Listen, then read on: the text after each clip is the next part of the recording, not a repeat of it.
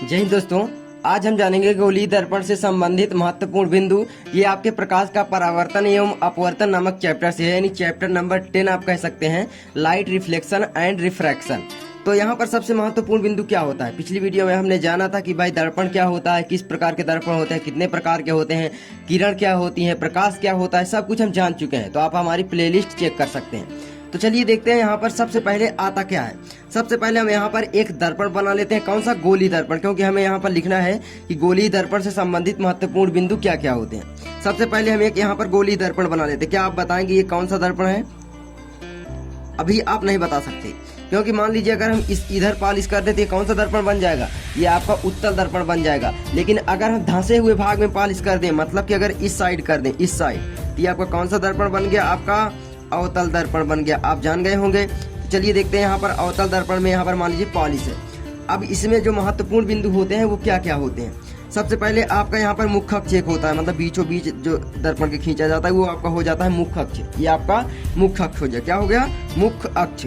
यहाँ पर आपका हो जाता है पी। पी का मतलब आप जानते हैं पोल। पोल का मतलब है आपका यहाँ पर केंद्र। ठीक है, यहाँ पर मतलब इसका केंद्र क्या होता है? ठीक है, तो इसको बोल देते हैं पी, यानी ध्रुव। ठीक है, अब यहाँ पर जो ध्रुव होता है, यहाँ पर अब इसका केंद्र क्या हो जाएगा? मतलब कि वक्रता केंद्र आप कह लीजिए या केंद्र बस कह लीजिए। केंद्र क्या होगा? देखिए जो गोला होता है, आप यहाँ पर थोड़ा समझिए।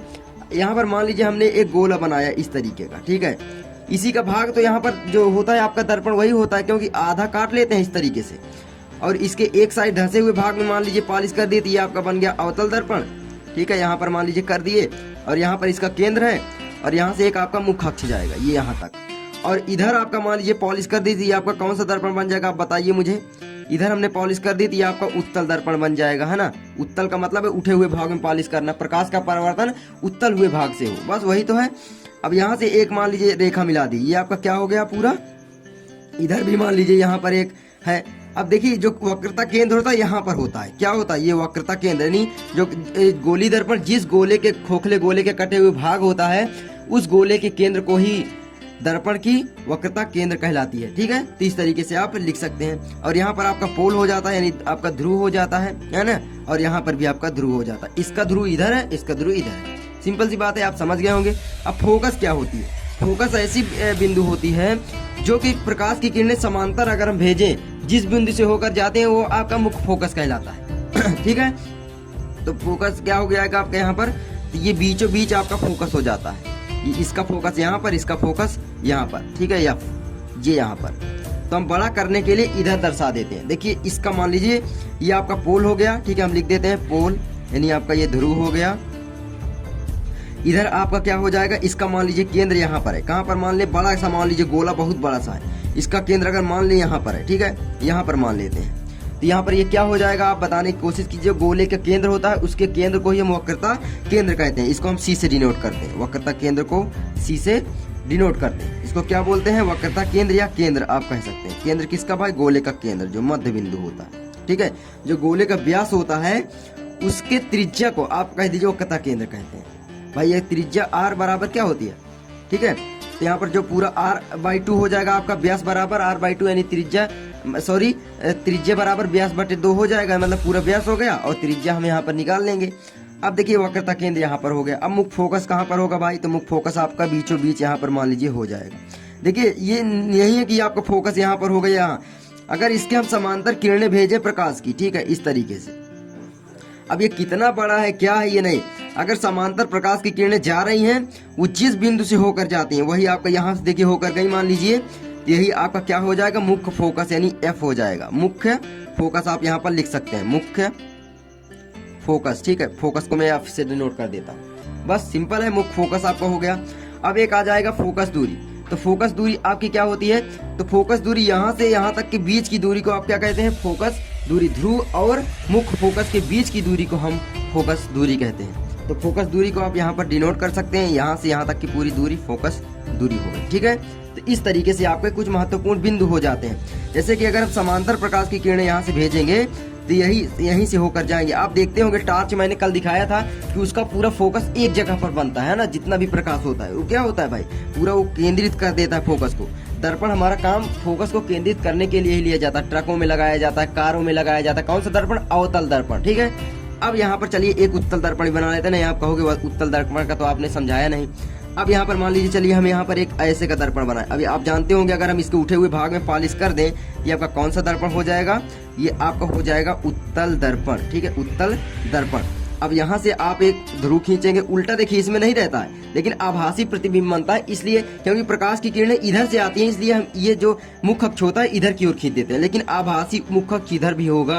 आप समझ लीजिए इसमें। ठीक है, क्यों होगा अभी बताते हैं। देखिए यहाँ तक मान लीजिए हो गया। ठीक है, बड़ा सा गोला है, यहाँ पर इसका मान लीजिए केंद्र है इस गोले का, पूरा मिला लें। अगर इधर केंद्र जितना दूरी पर ये केंद्र होगा उतनी दूरी पर इधर भी होगा, है ना। तो यहाँ पर मान लीजिए केंद्र है इसका, केंद्र को क्या बोलते हैं? सी, यानी वक्रता केंद्र आपका हो गया। ठीक है, वक्रता केंद्र का मतलब दर्पण का केंद्र, और पूरा केंद्र हो जाता है गोले का केंद्र, तो केंद्र हम बोल सकते हैं। अब इधर जितनी दूरी पर होगी, मान लीजिए इधर 2 मीटर है तो इधर भी आपकी 2 मीटर रहेगी वक्रता केंद्र। ठीक है, तो ये हो गया आपका।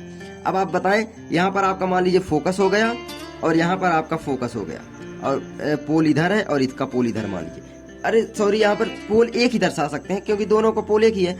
अब देखिए यहाँ पर, ठीक है, अब इधर से जब प्रकाश देखिए इधर से डालेंगे तो कुछ होगा ही नहीं भाई, इसमें रिफ्लेक्शन ही नहीं होगा, क्योंकि हमने इसमें पॉलिश ही नहीं की। इधर साइड हमने पॉलिश की है, तो प्रकाश की किरणें जब हम सीधा मान लीजिए भेज रहे हैं इस तरीके से यहाँ पर टकराई प्रकाश की किरण। ठीक है, इस तरीके से यहाँ से हमने सीधा भेजा। देखिए ये हल्का मुड़ा हुआ है, तो आप देखेंगे प्रकाश किधर जाएगा? इधर तो आएगा नहीं, क्योंकि इधर का मुड़ा है। आप देखेंगे भाई अगर हम तिरछा लगाते हैं किसी चीज में ऐसे, तो किधर का जाएगा? इधर को। तो इसमें देखिए इधर को झुका हुआ है ये हल्का इसे गोल में, तो प्रकाश की किरणें मान लीजिए यहाँ पर इधर की ओर निकल जाएंगी, इधर की। ठीक है, अब इधर की ओर निकलेंगी, प्रकाश की किरणें चली गई। बहुत सारी किरणें, एक किरण नहीं होती, ये दर्शाने के लिए दर्शाते हैं। इस तरह तो अनगिनत किरणें निकलती हैं, बहुत सारी किरणें।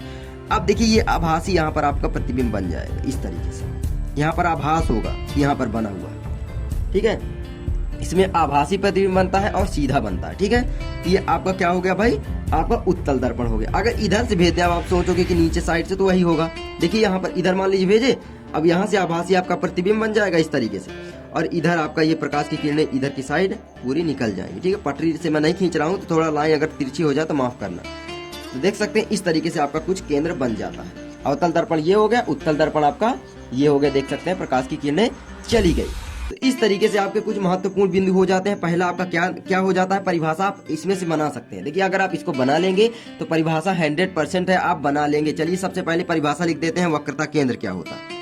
वक्रता केंद्र या केंद्र, ठीक है, वक्रता केंद्र यानी सी आपका क्या होता है? तो वक्रता केंद्र क्या होता है, चलिए लिख लेते हैं।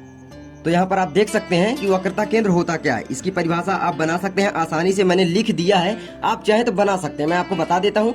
गोली दर्पण जिस खोखले गोले के गोली पृष्ठ का भाग होता है। यहाँ तक तो आप समझते होंगे कि भाई गोली दर्पण यहाँ पर है, गोली दर्पण देख सकते हैं गोले का बना हुआ होता है, गोले का कटा हुआ आधा भाग होता है। तो यहाँ पर यही तो लिखा गया कि भाई गोली दर्पण जिस खोखले गोले के गोली पृष्ठ का भाग होता है, मतलब गोली पृष्ठ जो होता है उसका भाग होता है। ठीक है, उस गोले के केंद्र को, गोला का केंद्र कहाँ पर हुआ आप देख सकते हैं, यहाँ पर हुआ है ना, तो उस खोखले गोले के केंद्र को गोली दर्पण का वक्रता केंद्र कहते हैं। बस सिंपल सी परिभाषा आपकी बन गई। देख सकते हैं, आपको याद करने की जरूरत ही नहीं पड़ेगी।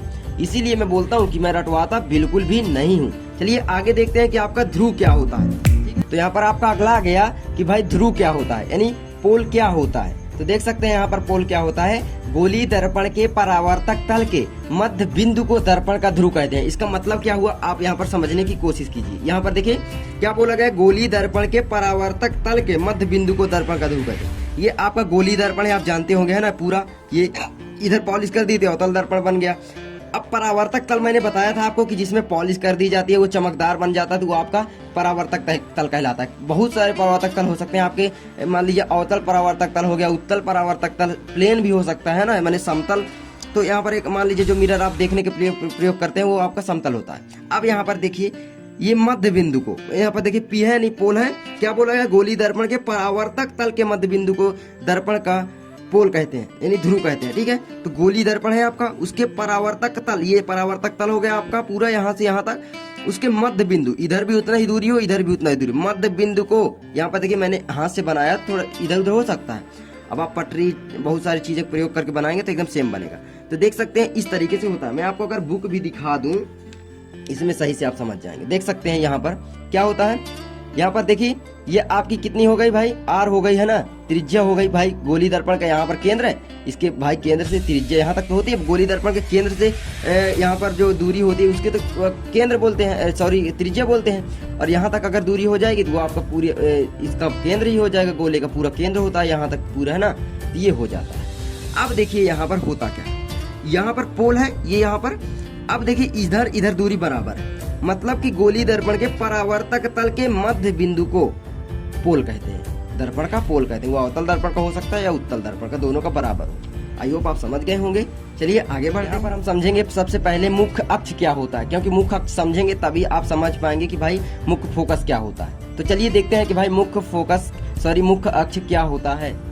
तो यहाँ पर आप मुख्य अक्ष समझिए क्या होता है कि भाई दर्पण, सॉरी यहाँ पर दर्पण लिख गया है, दर्पण के ध्रुव और वक्रता केंद्र से होकर जाने वाली रेखा को दर्पण का मुख्य अक्ष कहते हैं। ठीक है, समझ गए, दर्पण के ध्रुव और वक्रता केंद्र। अब यहाँ पर समझ लीजिए दर्पण का ध्रुव कौन सा हुआ, ये दर्पण के ध्रुव और वक्रता केंद्र सी से बीच से होकर जाने वाली रेखा को, यहाँ पर बीच से जो रेखा गई है इसी को हम बोलते हैं मुख्य अक्ष। क्या हो जाती है आपकी, मुख्य अक्ष हो जाती है। ठीक है, मुख्य अक्ष हो जाती है, सॉरी यहाँ पर मैं जल्दी लिख रहा हूँ। तो ये आपकी मुख्य अक्ष हो जाती है। जैसे यहाँ पर मुख्य अक्ष का क्या हुआ कि भाई ये आपका मुख्य अक्ष हो गया, ये वक्रता केंद्र आपका सी हो गया यानी केंद्र हो गया, और यहाँ पर आपका ध्रुव हो गया। उसके बीच से बीचों बीच सीधी रेखा को हम क्या कहते हैं, यहाँ पर मुख्य अक्ष कहते हैं। ठीक है, या आप बोल सकते हैं कि भाई गोले के व्यास को मुख्य अक्ष कहते हैं। व्यास को भी तो बोल सकते हैं भाई, गोले का व्यास है उसके उसी में तो मुख्य अक्ष होता है। तो बस यही तो आपका मुख्य अक्ष हो गया, और मुख्य अक्ष पर ही ये सभी बिंदु स्थित होते हैं। कौन कौन से भाई, वक्रता केंद्र हो गया, फोकस हो गया, फोकस दूरी हो गया, पी हो गया, वक्रता त्रिज्या हो गया, इस तरीके से। तो आप समझ गए होंगे, आपको रटने की बिल्कुल भी जरूरत पड़ेगी ही नहीं, मैं जो बताता हूँ एकदम समझा के बताता हूँ। चलिए आगे देखते हैं, आगे आपका क्या आ जाता है, वक्रता त्रिज्या क्या होती है। तो यहाँ पर आप वक्रता त्रिज्या देख सकते हैं कि क्या होता है, गोली दर्पण जिस खोखले गोले का भाग होता है उस गोले की त्रिज्या को ही वक्रता त्रिज्या कहते हैं। तो यहाँ पर आप देख सकते हैं वक्रता त्रिज्या क्या हो जाएगी भाई, ये मान लीजिए गोला है, इसकी जो त्रिज्या है उसकी त्रिज्या क्या होती है भाई, केंद्र से और उसके गोले के बीच की दूरी, मतलब यहाँ से और यहाँ तक की दूरी, और इधर से आपका पूरा ये आपका हो जाएगा। तो इसके बीच की दूरी को ही हम क्या कहते हैं, वक्रता त्रिज्या कहते हैं। वक्रता त्रिज्या को आर से डिनोट करते हैं। तो यहाँ से यहाँ तक के बीच की दूरी आपकी ये हो जाएगी। तो ये आपकी क्या हो गई, वक्रता त्रिज्या। देखिए आप ये भी बोल सकते हैं कि वक्रता केंद्र तथा ध्रुव, ठीक है, मुख्य अक्ष पर स्थित वक्रता केंद्र तथा ध्रुव के बीच की दूरी को वक्रता त्रिज्या कहते हैं। ठीक है, इस तरीके से भी आप लिख सकते हैं। तो यहाँ पर हमने परिभाषा आपको बता दी। या आप चाहें, अब एक आपका आएगा फोकस दूरी, फोकस दूरी या वक्रता त्रिज्या में संबंध पूछ लेता है तो आप लिख देना r बराबर 2f। ठीक है, या f बराबर आपका हो जाएगा r/2, भाई ये भाग बाटे में चले जाएगा इधर, r/2। ठीक है, ये आपके दो सूत्र आपके बहुत इंपॉर्टेंट है। तो देखिए ये क्या हो गया भाई, मतलब इसका मतलब है कि भाई फोकस दूरी जो होती है वक्रता त्रिज्या के आधी होती है, या आप लिख सकते हैं फोकस दूरी वक्रता त्रिज्या के दोगुनी होती है। क्यों, वक्रता त्रिज्या ये हो गया, फोकस दूरी ये हो गई, भाई दोगुनी है कि नहीं वक्रता त्रिज्या की। तो दोगुनी अगर हम फोकस दूरी ले लें तो आपकी वक्रता त्रिज्या बन जाएगी।